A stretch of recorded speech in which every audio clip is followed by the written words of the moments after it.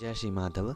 आज का जो टॉपिक है वो ये है कि जब कलयुग जो है समाप्त हो जाएगा, सतयुग आ जाएगा 2032 के बाद, तो क्या हमें अपना वो कलयुग वाला प्रवृत्ति याद रहेगी जो भी जीवित रहेंगे? तो उसके बारे में भविष्य मालिका में लिखा है कि सतयुग में प्रवेश करने के बाद मनुष्य को कलयुग की स्मृति नहीं रहेगी।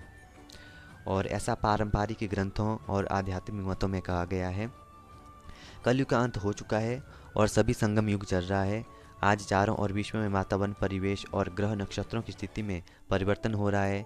आने वाले समय में आद्य सत्य युग, अनंत युग या संध्या युग का प्रकाश होगा।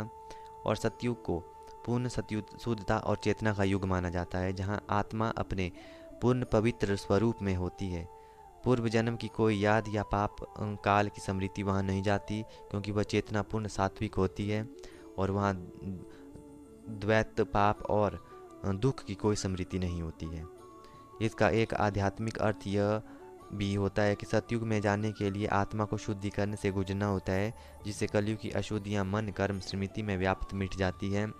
भविष्यवाणी के अनुसार कलयुग की संपूर्ण समाप्ति के पश्चात जब 64 करोड़ भक्तों को भगवान कल की आद्य सतयुग में लेकर जाएंगे, तब सभी की स्मृति से हर प्रकार की बुरी स्मृतियाँ और अपनी योग माया के प्रभाव से मिटा देंगे और प्रभाव से नष्ट कर देंगे। अन्य सारी स्मृतियाँ रहेंगी, केवल बुराई से जुड़ी हुई हर याद मिट जाएगी।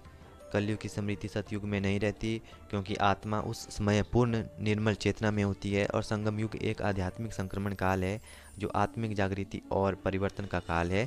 इस समय धर्म के मार्ग पर चलना ही आत्मा की सुरक्षा और उत्थान का एकमात्र उपाय है।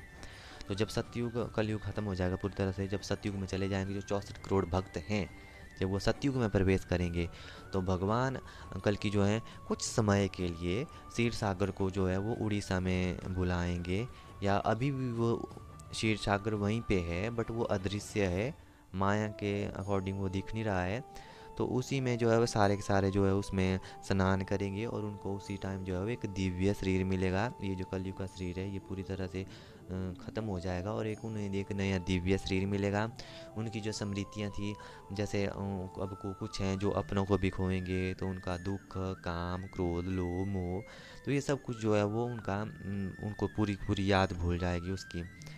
और अगर आप चाहते हैं कि हम स्ट्रॉन्ग बने और हम जो है कॉन्फिडेंस बने, तो उसके लिए आपको त्रिकाल संध्या करनी पड़ेगी, क्योंकि 3 साल लगातार त्रिकाल संध्या करने के बाद ही आपका शरीर, आपका मन, आपकी आत्मा शुद्ध होगी। आपके जो पूर्व कर्म कर्म जन्म के पाप हैं वो ख़त्म होंगे और देन आप सतयुग जाने के लिए जो है बिल्कुल पूरी तरह से प्रिपेयर हो जाएंगे।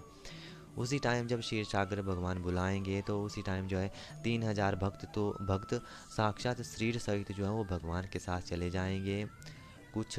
और 1 लाख लोगों को भगवान जो है वो राज्य देंगे, उनको मतलब राजा बनाएंगे 1 लाख लोगों को, उनको पूरे विश्व में स्थापित करेंगे, उनको उनका राज्य अभिषेक करेंगे।